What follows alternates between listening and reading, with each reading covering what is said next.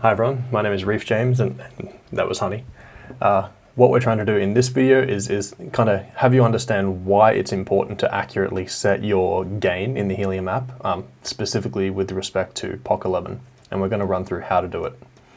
So, I have to admit that I'm actually brand new to Helium. I don't even have a Helium miner yet, but I'm not new to RF engineering and network engineering. That's what I do for my work. So it makes sense that when I found out about Helium, I was interested. And what do you do when you're interested in something and you want to learn? Well, you do exactly what you're doing right now. YouTube videos, Googling, just general internet research, right? Now, the thing that I found out was that a lot of the videos that are on YouTube specifically, there's a lot of information floating around that's not as correct as it could be, and sometimes it's just straight up wrong. And I think that's because a lot of the people that are in Helium making these YouTube videos are crypto people, right? And they're not, RF engineering people or network engineers. That's fine. But I just want to say anything that you see on YouTube or on the internet regarding anything at all, in fact, just take it with a grain of salt. Specifically, like just anything that you read, always question it. That comes to me as well. Anything I say in this video, don't take whatever I say as gospel. Everyone makes mistakes, right?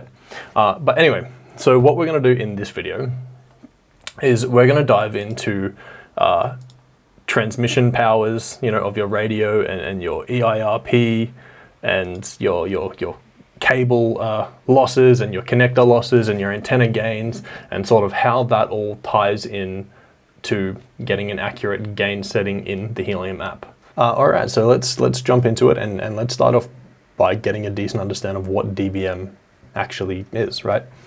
So dBm it's literally just a measurement of power, right? So we have dBm and then we have milliwatts, which is power, right? And what is power? Well, we have volt, we have current, we have P, which is power. P equals the voltage times the current. We're not going to go too far into Ohm's law-y things here, but let's just say we have 12 volts, we have 100 milliamp of current flowing through a circuit or out of an antenna. So 0.1 amps, which is 100 milliamps, and P equals VI. P equals voltage times current. 1.2, so that just means 1.2 watts. Power in watts, right? Or 120 milliwatts, right? 1,200 milliwatts. So back here we have 10 milliwatts. Measurement of power. So milliwatts here and watts, it's a linear measurement, right? And dBm is a logarithmic measurement. And what that means is each time you basically add 10 dBm, you multiply by 10 on the linear scale, right? So if we go from 10 dBm, which is 10 milliwatts, if we go to 20 dBm, we expect this to be times 10, right? So put 20 dBm, we get 100 milliwatts. We go 30 dBm, well, we're going to get 10 times 100. Or 100 times 10, probably a better way to say that. 1,000 milliwatts, or 1,000 milliwatts is the equivalent, it's the same thing as 1 watt. 40 dBm is the equivalent of 10,000 milliwatts, or 10 watts, right? Now, let's dial that back to 10 milliwatts. So let's have a look at EIRP and sort of what that is, right? So EIRP is just, without delving too deep into it, we got more videos going into the depths, a big deep dive into all of this stuff coming soon. But let's just understand that EIRP is radiated power, right? And it's not power at the transmitter, but it's power radiated, or the equivalent, radiated power out of the actual antenna itself, right? So how much power is being radiated out of your antenna into free space?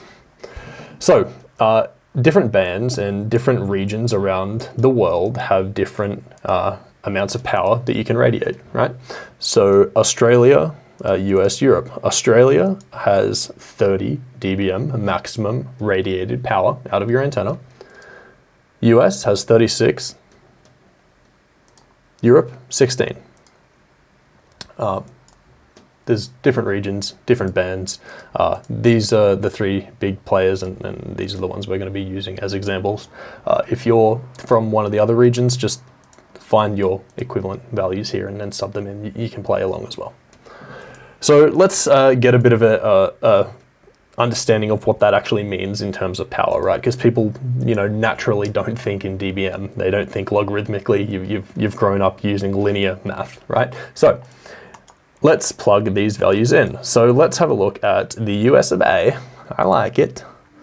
36 dBm is the equivalent of 4,000, roundabouts 4,000 milliwatts, which is 4 watts of transmitted power out of your antenna. Okay, so let's look at Australia, right? So America is 4,000 milliwatts of transmitted power. Australia is 30 dBm, which is, we hit this one before, 30 dBm is 1,000 milliwatts, right? So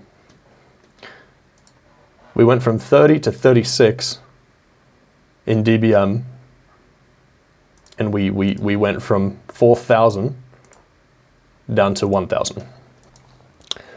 So that's because it's a logarithmic scale. This is how it works, right? So each time we add 10, we times it by 10 in the logarithmic scale. And roughly, right, let's go back to America, 4,000.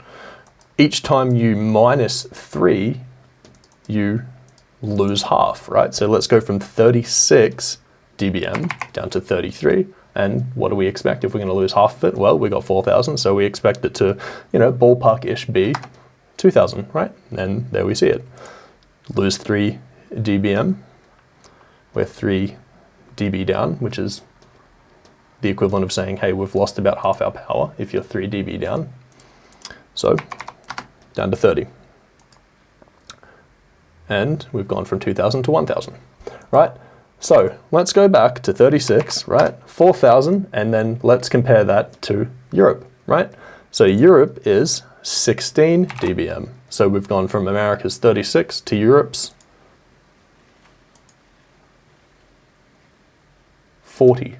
40 milliwatts is how much power Europe, you guys can radiate out of your antenna. Very bad. I do not like this. That's 100 times less radiated power, right? 40 milliwatts compared to America's 4,000 and Australia's 1,000, right? That's unfortunate, but you just got to deal with it. So let's understand how all of this relates to the number that you put into the gain in your Helium app, and a little bit more, right? So let's have a look at your setup. Now, I could just plug values in and you would take my word for it, but we're not going to do that. I'm going to show you how to actually do it yourself, because they're all going to be a little bit different depending on your setup. So I'm going to, what's the saying? Yeah, teach the cat to lick the milk. No, what is it, like teach a horse to fucking drink and it'll live forever, or you know what I mean, whatever. I'm gonna show you how to do it. So max radio transmit power, dBm. Now the radio is it's just your Helium miner, right? So let's open it up Google. So I'm going to be getting the SenseCap. This is the one I've ordered. SenseCap M1. I'm in band AU915. Let's just have a look. And we kind of want to have the data sheet. The data sheet.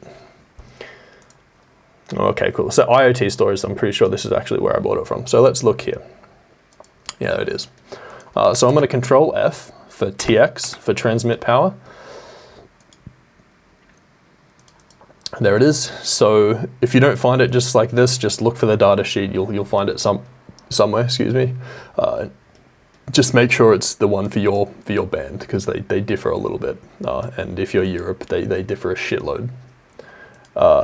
So for our band here, which is AU915, we can transmit up to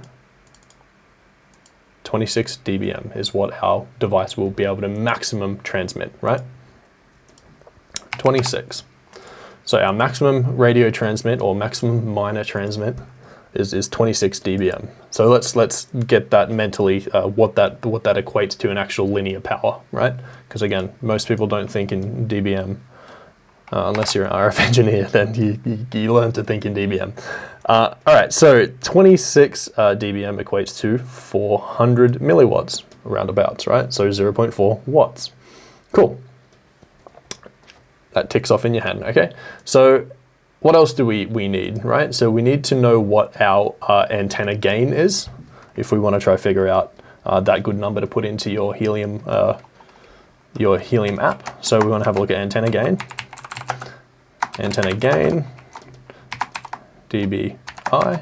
We'll explain dBi and sort of what that actually means kind of physically in another video. I'm going to be doing some antenna simulations. So subscribe if you're keen to see that. So we need our antenna gain, we need our losses, right? We need the losses of our system, because nothing is ideal, nothing is perfect. We always have bad things like loss or attenuation, right? So we have an RF cable that goes up to the antenna from the transmitter, from the radio itself.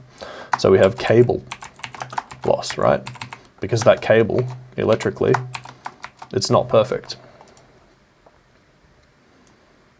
It eats up some of the signal that we pass through it, turns it into heat. Good cable doesn't eat up much, but RF cable, it has loss and it can get quite bad. And we also have losses from our connectors, right? Connector loss.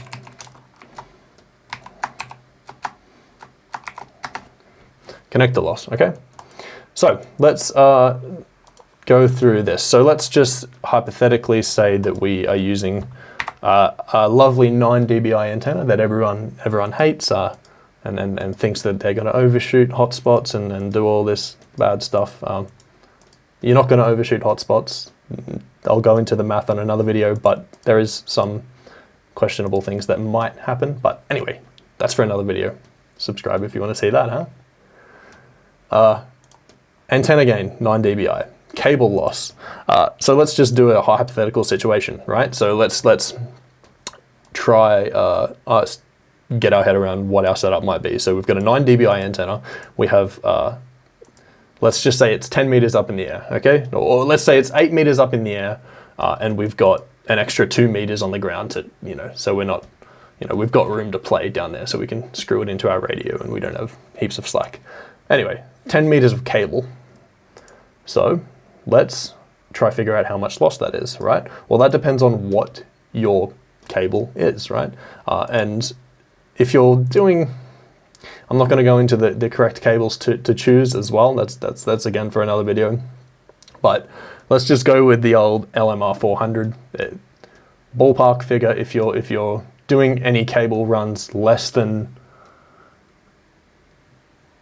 2 meters, you don't need anything like this, right? You can go with a like an LMR 240 or something like that. But if you're any more than that, you can go with a LMR 400. And if you're really long, yeah, LMR 600. But basically not for Helium. Anyway, let's go with a cable, at 10 meters of cable of LMR 400. So let's try figure out how much loss we have in 10 meters of LMR 400. So let's just Google LMR 400 data sheet, right? Got to get used to looking at data sheets. Scroll past the bloody ads. Times microwave, blah, blah, blah. Cool, this looks about right. Now, let's scroll down here. Attenuation versus frequency, this is exactly what we want. Okay, so let's jump back and understand something else here. So we have these bands here, right? So what does this mean? We have AU 915, US 902, EU 863. What do these numbers mean? Well, they are the bands that you're that you transmit in, depending on your region, right? In megahertz. So literally, AU 915 to 928 literally just means that the band that we use when we're using our LoRaWAN or our Helium miners ranges from 915 megahertz to 928 megahertz, right? If you don't know what that means, this is another thing that I'm going to be covering in more videos, but for now, let's just understand that ballpark LoRaWAN, we're roughly going to be, at least for Helium, we're going to be talking around 900 megahertz will be the frequency, the transmission frequency. So let's jump back here and see here, frequency in megahertz, 900. We're going to be using the sane units, which is meters, no freedom units here, thank you. So we're going to go, look, 100 meters. So we see attenuation, which is loss, dB per 100 meters. 900 megahertz, scroll down here, cool. 12 point, sorry about that, now my camera just ran out of batteries, so that's fun. Anyway, beer break, cheers.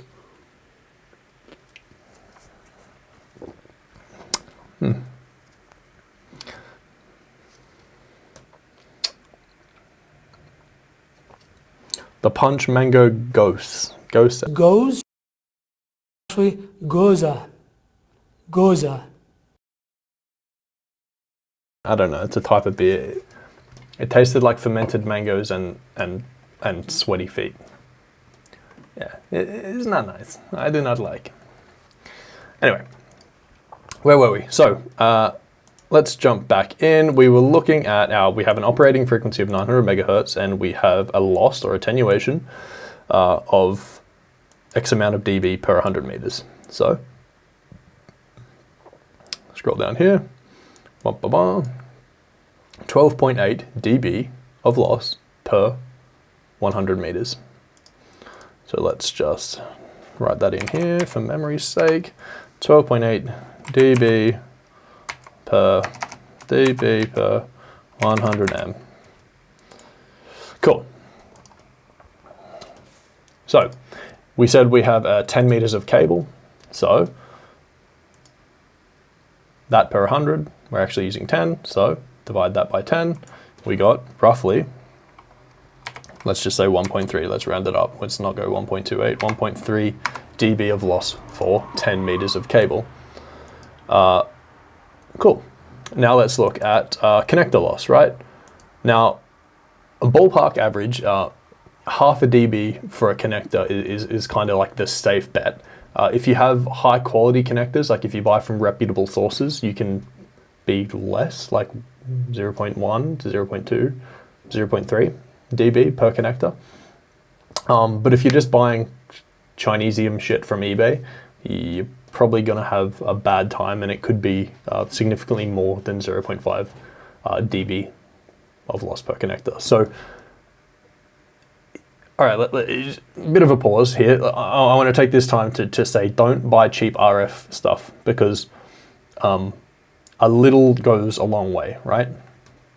So, yeah, a little goes a long way. Don't buy cheap stuff. If you have a few shitty connectors and they're each 1 dB of loss per connector because they're really crap from eBay, and you got 3 connectors for whatever reason, right? We've gone through this, right? So if we have 30 dBm here, and if you have a few shitty connectors and a shitty cable, and you only lose 3 dBm, right? You add 3 dBm of loss because you just have shitty gear, right? Drop from 30 down to 27. Your power, linearly, your linear power, your actual radiated power goes down from 1000 milliwatts to 500 100 milliwatts. So a little goes a long way. So you just don't buy cheap RF stuff is what I'm trying to get across. Anyway, connector loss roughly 0.5 to 0.3 per connector. So let's just have a little look. So typical RF connector loss. Typical 0.3 to 0.5 dB for most adapters. There you go. So let's think about it. We're going to have two connectors, right? We're going to have a connector coming out of the radio, out of your miner, onto the cable, and then we're going to have one that goes from the cable to the antenna. So let's just jump in between those 0.3, 0.5 and just go 0.4 per connector of loss, right? Two connectors. So 0.4 times 2, 0.8. There we go. So let's try understand what we have here. So for our region, and we're talking Australia here, we can at maximum radiate 30 dBm. It can be our maximum radiated power before we break the law, right? So let's just add them up. That's the good thing about dB is you can literally just add and minus, right? It's easy. So what we're looking at here is actual EIRP dBm. So we have the maximum EIRP and we have the actual EIRP, right? So we can at maximum radiate 30 dBm, and to get our actual, what our radiation would be just this plus this minus that minus that. So we have equals our transmit power of our radio, which is 26 dBm, plus the gain of our antenna, minus the loss of our cable, minus the loss of our two connectors, right? 0.4 dB each is 0.8, so minus 0.8 is 32.9, right? 32.9 is more than 30, right? I've just done some conditional formatting here, so if this cell is greater than that, then it's red because it's bad. It's over the legal limit. So basically what that means is Helium will tune your transmit power down after POC 11, right? That's what they do now. They'll turn your transmit power down to match the legal transmit EIRP of your region, right? So we need to get it under 30. So all they'll do is, we're looking at, look, 33, let's just say 33 here. So all they'll do is they'll dock 3 dB off your transmit power. So it'll go from 26 down to 23. And your actual EIRP falls below the legal limit. So all is well. So that's how that works, right? Now, what you actually put into the app is this, right? It's literally just the gain of your antenna minus the loss of your cable minus the loss of your connector. That's what you put into the app. Easy, easy peasy. So literally, gain of your antenna minus loss, and there you go. You'd put in 6.9 lemao dB of gain into the app, and they know what your unit is, so they know what the transmit power is, and they'll tune it back accordingly. And this is a good thing, right? You might be thinking, all right, great, well, if I don't want them to turn my power down, I want to be able to transmit as much power as I can transmit, right? So I'm just going to bullshit these guys, and I'm going to say I've got a fucking 1 dBi antenna on my thing here, right? I'm going to say, yeah, I've got a 1 dBi antenna. Okay. When actually I have a 9 dBi antenna, but I don't want them to turn me down, so I'm going to say I've got a 1 dBi, right? So the app, you put that into the app, and you'll get, all right, cool, way under, so they're not going to turn me down. So you're going to be transmitting super duper high. That might sound good, but it's not, right? If you're setting up a Helium miner, your idea, what you want to do is be a part of the network, and you want to earn money, right? That's what you're trying to do. You're trying to earn HNT, okay?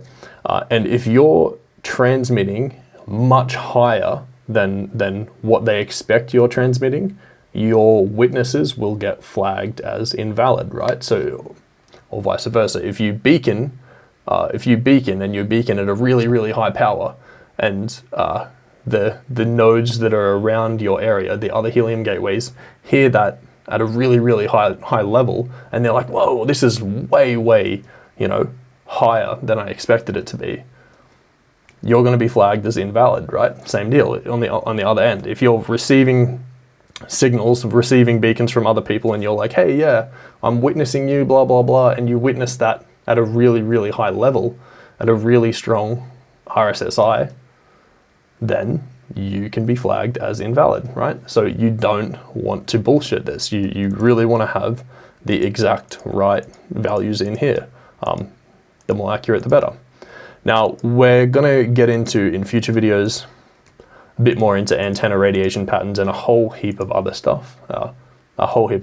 So if you're into this kind of thing, subscribe, like if I've helped you with this.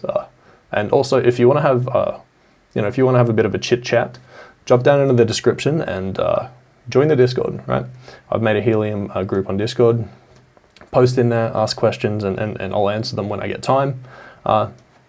Post in the comments of YouTube as well. I'll answer them there as well. But it's easier on Discord. I get notifications on my phone, and we can just jump into a call together. So, yeah, thanks for hanging out, guys. I appreciate you.